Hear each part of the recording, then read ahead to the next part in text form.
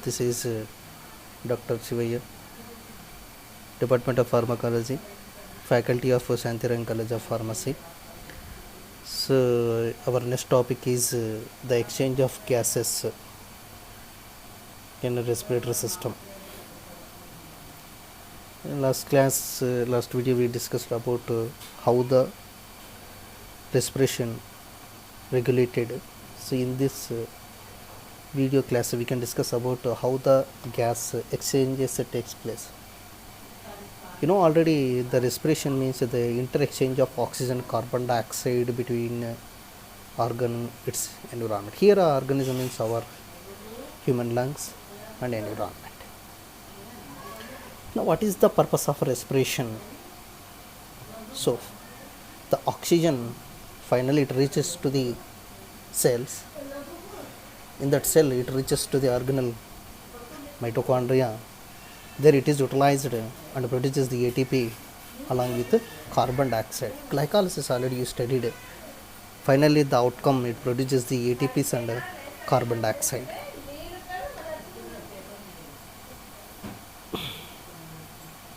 So this is the structure. So how the lungs to exchange the oxygen carbon dioxide through these organs, trachea, bronchi, bronchioles, alveoli, and what is the structure? Already we discussed earlier classes. So in human and other mammals, air enters through the nasal cavity and passes the pharynx, larynx, trachea, and finally reaches the bronchi, then the bronchioles, then alveoli. Then alveoli, there is a exchange of gases takes place.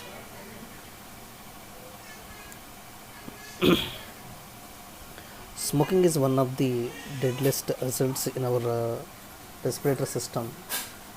Because of this smoking to irritate the cilia, the continuous irritation of cells and other pollutants, tobacco, any other things, if it is continuously irritation, then automatically the lungs cilia will be affected and causes various diseases. So these are the when if you smoking causes a lung cancer. So how it is considered? If it is continuously one cell irritated continuously, automatically the cell gene will be variation takes place. That called mutation. When the mutation takes place, automatically the chromosomes disturbances, nothing but the cell multiplication is more. When the cells multiplication, automatically cancer. So these are the affected. This is the mechanism of respiration. Earlier class we discussed. During inhalation, diaphragm contracts, so moves down, and exhalation diaphragm moves up. So this inhalation also, the ribs from the sternum moving outward and upward. Then exhale, inward and downward,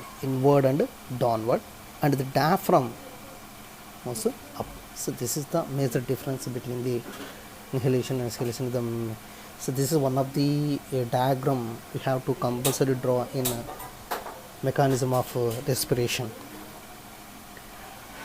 Already we discussed yesterday a little bit, not only little bit, we discussed very deeply how the respiration is regulated, which receptors regulated, and what centers present in brain. Already we discussed. Here the oxygen, when the carbon dioxide levels, oxygen levels decreases, the arch of aorta or carotid artery, that impulses transmitted the sensory information transmitted to the breathing center, respiratory, medullary respiratory center. From there automatically they stimulates the muscles present in the ribs, between the ribs and diaphragm. This is already studied.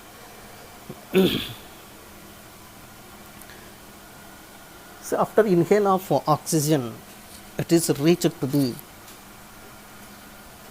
alveoli. From the alveoli, the oxygen diffused into the bloodstream. See here how it is. So gas engine, diffusion of gases. Let's move from diffusion from high to low concentration. That is the diffusion principle. See, if you take in the capillaries in lungs, this is lungs. So here the more oxygen and very less carbon dioxide. So here the more oxygen then automatically moves into the blood. Then so here in the capillary, if the carbon dioxide is more, then moves into the lungs. This is we can call as external respiration. The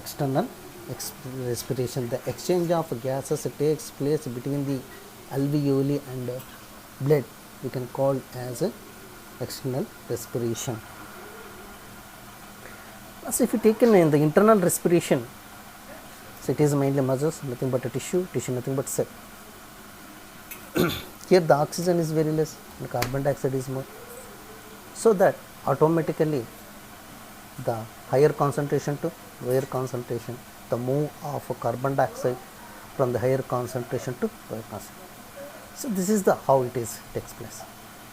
See, so already you systemic circulation you studied in cardiovascular system. Pulmonary circulation and systemic circulation, nothing but pulmonary circulation. How we can define? The circulation of blood between the heart and lung. Because why it is called pulmonary? Because of their lungs involved. That's why they call only pulmonary circulation. But heart is common in both circulation, pulmonary circulation and respiratory and systemic circulation. If we take a systemic circulation, the circulation of blood between the heart and system of the organs, remaining systems, all systems. That's why it is a systemic circulation. So here the deoxygenated blood, first we are going to form the deoxygenated blood. The deoxygenated blood formed in the tissue of the cells. Here the carbon dioxide more and oxygen very less. Then from here it is reached to the heart.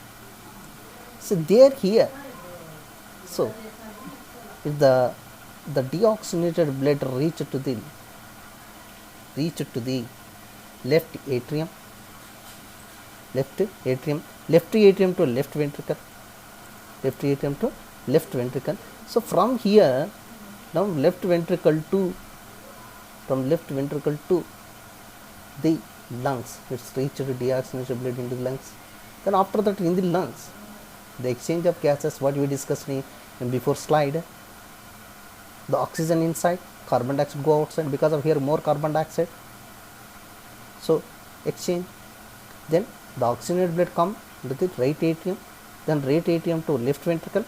From the left ventricle it reaches to the system of the organs. Here the oxygen is more.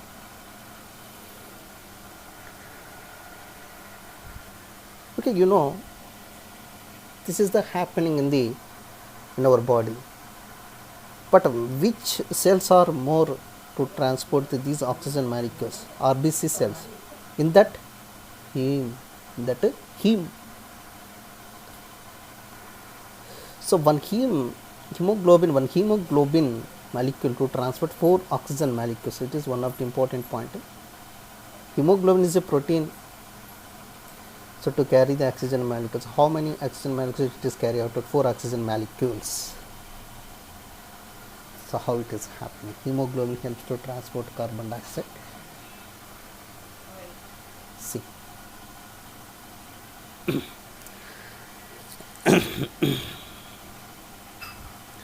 See, in the tissue cells, carbon dioxide formed, produced. That carbon dioxide reach to interstitial fluid, and also the carbon dioxide reach to the RBC cell also. The most of the carbon dioxide, nothing but 70% or 75%, 70 to 75% reach to the carbon dioxide. So these carbon dioxide react with water in the RBC. This is RBC molecule to form the carbonic acid. Again, it is divided into bicarbonate. These bicarbonate formed. This bicarbonate formed.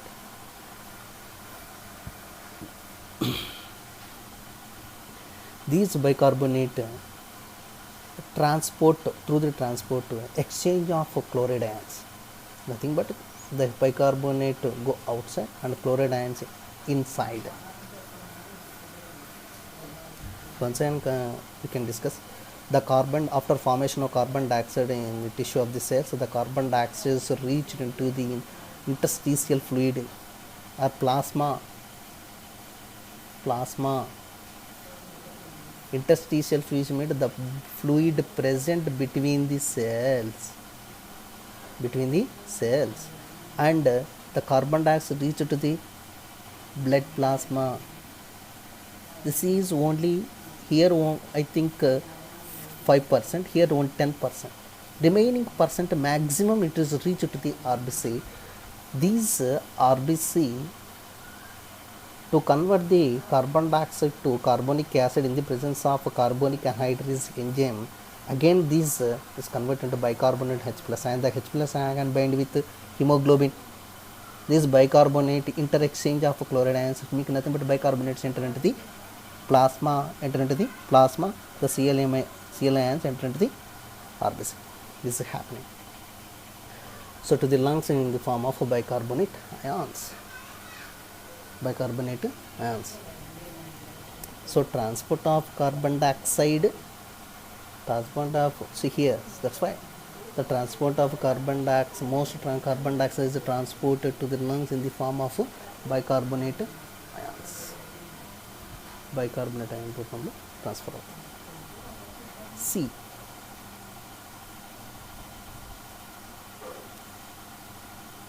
here, as I said that,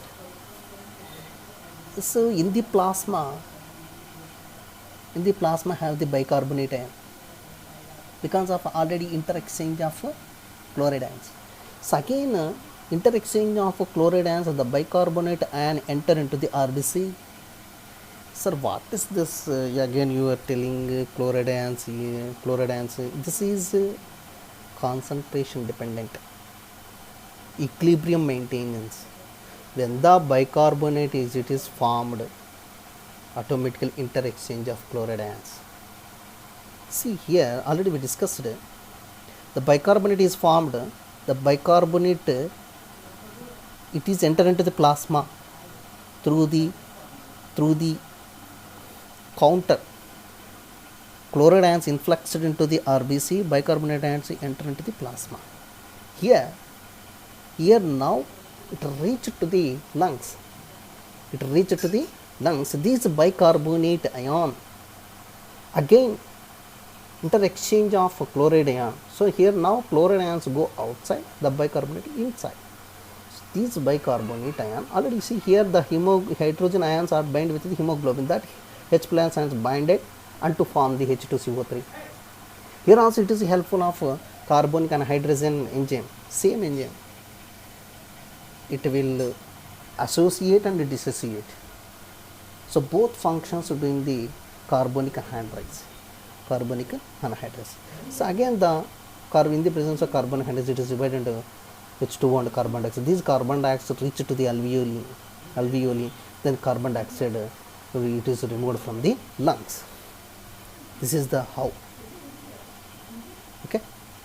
So remaining whatever the carbon dioxide, it is entered into the this is maximum 70, 80. I already said that 75 to 80. So it is RBC. Remaining carbon dioxide is directly reached to the alveoli. The maximum in the form of bicarbonate ions. So means there is bicarbonate is entered into the RBC. RBC convert to the H2CO. Then after that to form the carbon dioxide, that carbon dioxide is reached to the alveolar.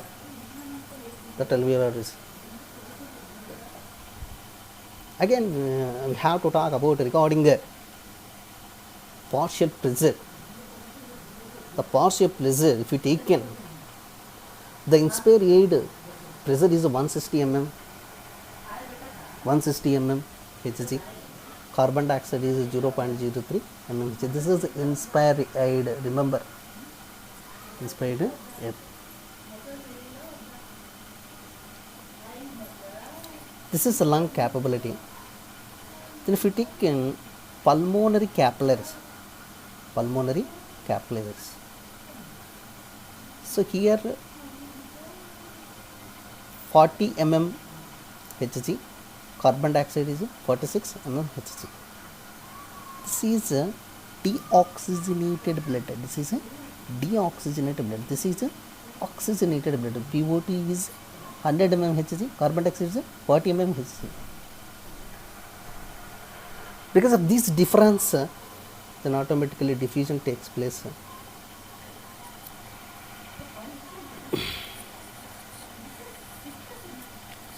Both oxygen and carbon dioxide diffuse down their concentration partial pressure gradient. So here was regarding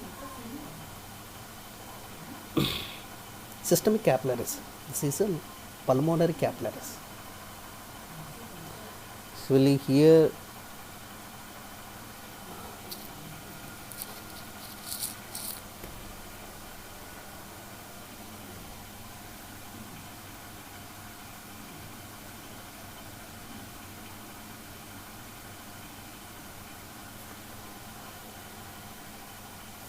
so coming to the gas exchange across the systemic capillaries, both oxygen and carbon dioxide diffuse down their concentration partial pressure gradient. So depending upon this, from higher pressure to lower pressure. So here higher pressure, here this lower pressure, then automatically higher concentration to lower concentration, down their concentration. That is the happening.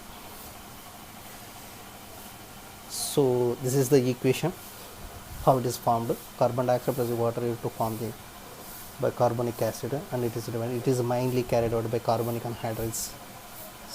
So this is gas transport in blood. Oxygen physically dissolved 1.5%, oxygen bound hemoglobin 98%.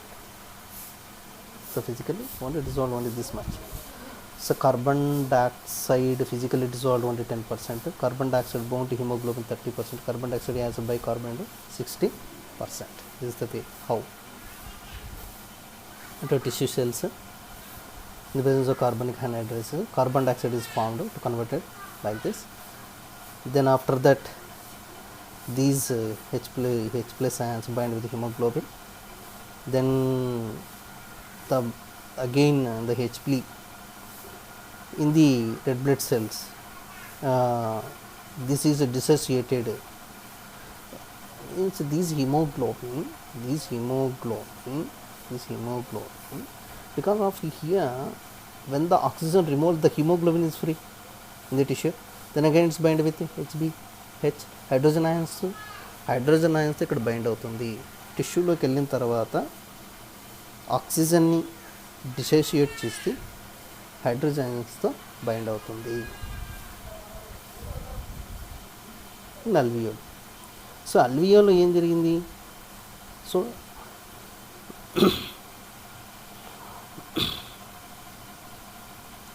dissociated from hydrogen ion and bind with oxygen. So like this it is formed. So this is the carbon dioxide. So this is like this it is formed. Reversal. So bicarbonate binded, these bicarbonic acid formed, and divided into carbon dioxide. The carbon dioxide into the alveolus. Already earlier slide we discussed. In the human fetus exchange gases with mother bloodstream through the mother bloodstream. So, a network capital exchange of oxygen and carbon dioxide with the maternal blood that carries the gases from the mother lungs. So, at birth, increase carbon dioxide in the fetal blood stimulates the at birth time of the child. The carbon dioxide increases the fetal blood, stimulates the fetal breathing control. That's why in the fetal, the more breathing it is happening, more number of times breathing happening when compared to the elders. This is the thing. So homeostasis, how do you know? Homeo means a single content, to maintain the single condition. Through in the bloodstream, oxygen levels and carbon dioxide levels.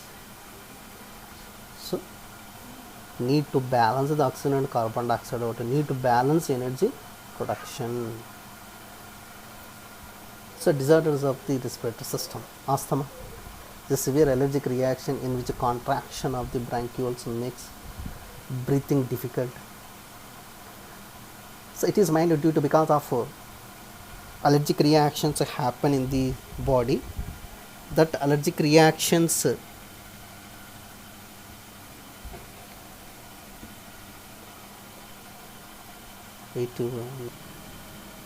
so that allergic reactions releases the more histamine from the mast cells. That histamine to produces the more secretions in the lungs. That secretions obstruct the airways, that leads to breathing difficult. Bronchitis, itis means inflammation. So the bronchioles, these are inflamed due to some bacterial infections or some other infections. Then automatically the obstruct the alveoli, swollen and slugged with the mucus. Emphysema, lungs lost their elasticity, deterioration of the lung structure due to some diseases. When the loss of elasticity, automatically emphysema produces. Pneumonia, it is accumulation of fluid in the lungs. The fluid, it is produced by again allergic reactions. So these allergic reactions releases the more histamine. Histamine is more produced. When the histamine is more produced, automatically it's bind with the histamine receptors. So that histamine receptors releases the more fluid. That fluid is obstruct the alveoli. Then automatically more filled with so pneumonia, accumulation of more water or filled with fluid in the entire lungs, which is main cause of bacterial viral infections. Lung cancer, so formation of tumors in the lungs. So as a result of irregular and uncontrolled cell growth due to higher irritations of pollutants or irritants. This is the disorders of the respiratory system. Next we can discuss about the lung volume and capacities. So lung volumes and lung capacities refer to the volume of the air associated with the different phases of the respiratory cycle. So during the respiration, the lungs volume variations takes place. So that's lungs volumes is different during the inspiration and expiration, over inspiration, over expiration. So how it is? So these lungs volumes generally we can measure by using the instrument spirometry. So the lungs volumes are tidal volume, inspiratory reserve volume, expiratory reserve volume, residual volume. So tidal volume, first one is a tidal volume. See, normal volume of air inspired and expired during the quiet breathing. So in rest condition, normal inspiration of volume, air volume into the lungs, then normal expired volume from the lungs to outside. So that entirely we can call as a tidal volume. This tidal volume of liter, nothing but 500 ml. See, this is a normal, see, this is a tidal value, this is a normal inspiration, normal expiration, normal inspiration and expiration. Next, inspiratory reserve volume, extra volume of air inhaled after the tidal volume by maximum inspiratory effect. So you take more air, maximum capability of yourself after tidal volume, you can increase the more inspiration, that value we can call as a extra volume of the air here after tidal volume. So this is 3000 ml in adult male, in female 1900, maximum 2000. So here 3 liters, here near to 2 liters in female. Then expirator reserve value, here very easy to remember, expiratory reserve value. Why it is called reserve? We have to reserve the value, that whatever you taken that value means we have to reserve it. So extra volume of air that can be exhaled after tidal volume. See, I can show the graph.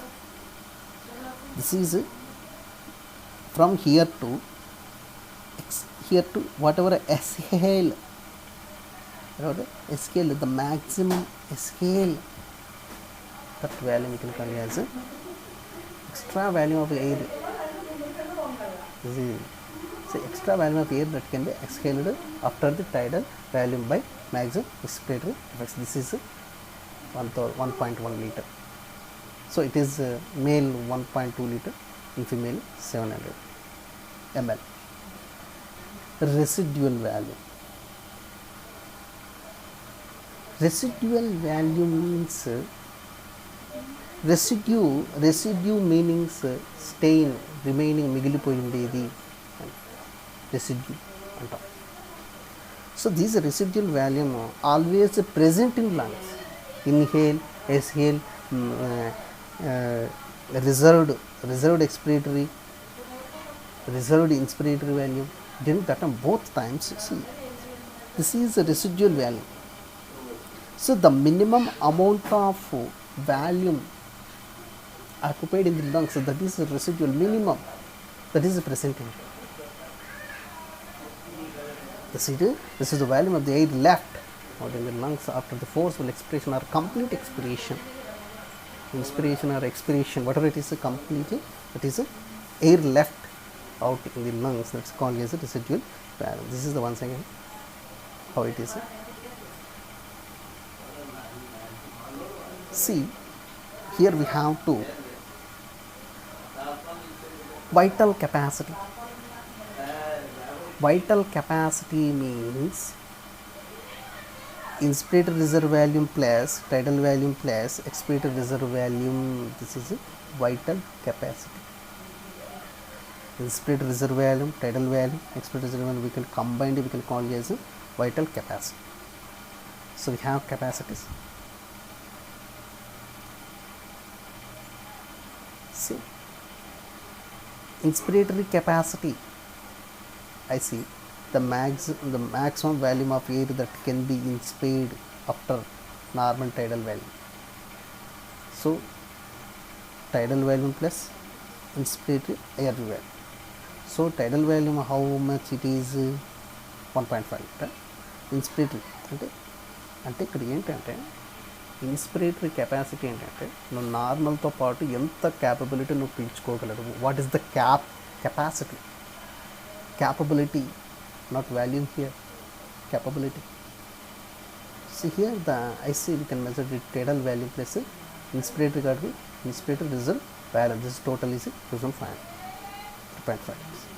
Expirator capacity same, tidal value plus expirator reserve value.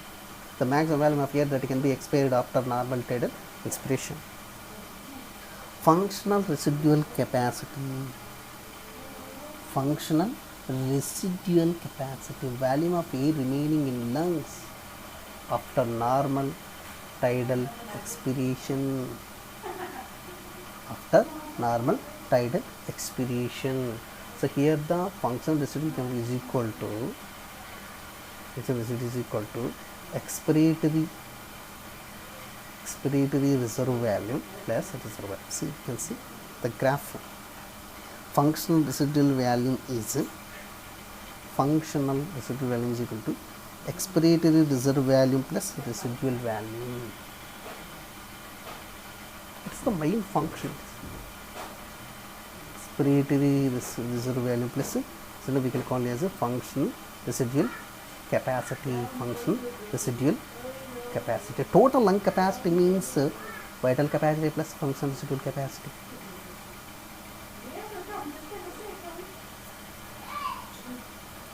That is significance of functional is continuous exchange of gases, so that concentration of oxygen, carbon dioxide maintained. Breathing hold is made possible. Dilution of toxic inhaled gases prevents collapse of lungs, reduces workload of respiratory muscles and right ventricle. Factors affecting. So old age, obstructive and restrictive lung diseases, vital capacity. So maximum amount of air expelled and after deepest possible inspiration. So vital capacity is tidal value plus inspiratory reserve value plus expiratory reserve value. See, vital capacity from here to here, inspiratory reserve value, tidal value, expiratory reserve value. These three combined we can call as vital capacity, but functional capacity is so we have to remember these diagrams, very important if you want to remember these values and capacities.